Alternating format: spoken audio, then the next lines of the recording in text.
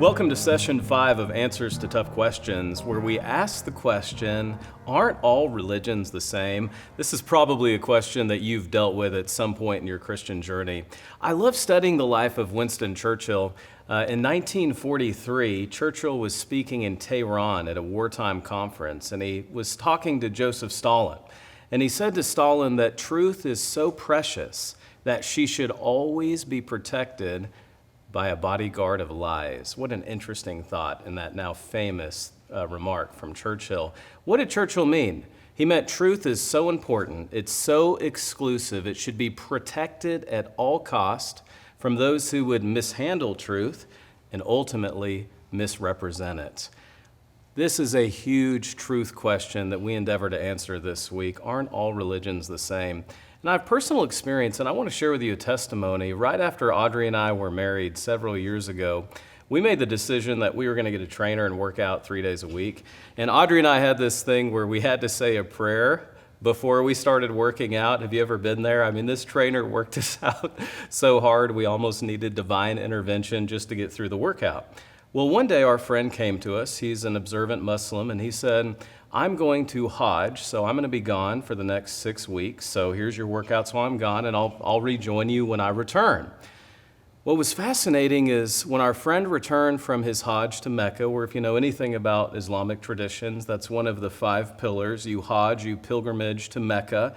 You know, if you tried to do it as a non-Muslim, you would be killed. As an infidel, as a kafir, you would be killed. So only observant Muslims can make the Hajj. And they're actually doing a $10 billion reconstruction project right now at Mecca, where if you can see it in your mind's eye, more than 125,000 Muslims will be able to circumnavigate the Kaaba every hour. And just like the different stations of the cross, if you've done that in the land of Israel or studied it or read about it, there are different stations when you Hajj. And our friend returned, and he was said that after he did the circumnavigating of the Kaaba, he went to the next point where you throw rocks at Satan in the Islamic tradition. And he said, it has to be true, Jeremiah and Audrey, it has to be true. There was just an energy there with the tens of thousands of us who were there. I mean, we're talking in the gym right now, right? And he says, in fact, I want to join you for your prayer because we all pray to the same God. And can I share something with you? I was not prepared to have that kind of faith discussion at that moment in time. I did not know how to answer our friend, and I just had kind of one of those moments where I knew I had missed an opportunity to share the distinctives of the Christian faith. And you know what? That missed in that conversation inspired me. I told my sweet wife, I said, I'm never going to be found in that position again where I can't answer this question, aren't all religions the same? And so when we study that question this week, we need to answer it in a way that is, of course, rooted in the Word of God. So we're going to study Isaiah 44, but we're also going to study the New Testament passage of John 14, 5 through 7. Because all truth is ultimately found in a person. I love this. Truth is not like this abstract concept. Truth is personal. Truth is found in Jesus Christ. And so that's why we anchor the study from Isaiah 44 to John 14, 5 through 7, when Thomas, his disciple, says, Lord, how can we know the way? And do you remember what Thomas says to Jesus? He says, I am the way. And pay attention to the definite articles. I am the truth. I am the life. No one comes to the Father except through me. It's a powerful thought of the exclusivity of the Christian faith. Now, I just want to help you think about this logically for a minute. Sometimes we apply these odd standards when we talk about religion and behavior that we would not apply to anything else in life. Like, for example, is all food the same? I don't think so. Not all food is not the same, is it? It doesn't taste the same. It doesn't have the same texture. We don't experience restaurants all in the same way. Why would we think that all religions are the same? And all you have to do, when a person says this to you, honestly, and we do this pastorally, it just really betrays their lack of awareness and understanding of the specific religion that they're referring to. Because the moment that you open up the holy books, if a religion has a rational text base, or their traditions, and look at them, you're going to see they immediately begin to make different claims and they have different aims. So all religions have different claims, and they have different aims. And this is where God is talking now in Isaiah 44, and he says, "Who is like me? Who can predict the future and control it? Let them speak." And of course, there is a resounding silence. And I love this moment that we talk about in the Bible study this week when God is talking about who is like me.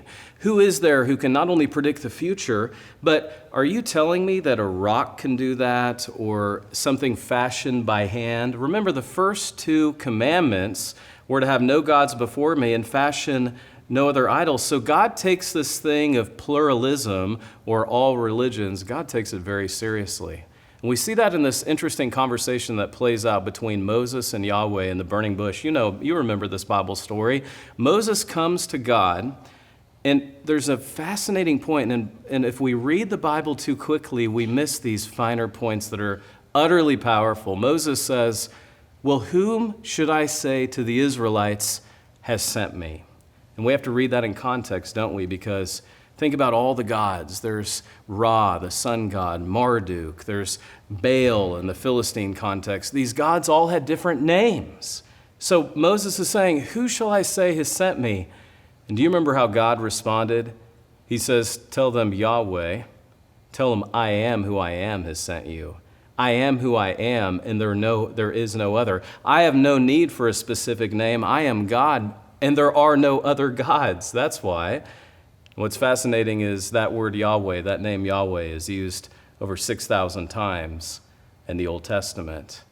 The one who is, and there is no other, has sent me.